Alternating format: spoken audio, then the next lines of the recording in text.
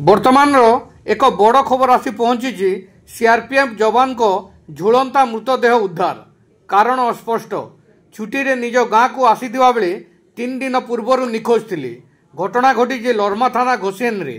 मृतक हेले लरमा थाना घोसेन गाँव दुर्लभ भोई को पुओ गणेश राम भोई। परिवार लोके आनिले हत्या अभियोग। पुणी थरे कही रखुचु, सीआरपीएफ जवान को झुलंता मृतदेह उद्धार, कारण अस्पष्ट। छुट्टी रे निज गाँ को आसीथिबा बेले 3 दिन पूर्व निखोज थिले। घटना घटी लरमा थाना घोसियन गाँव रे।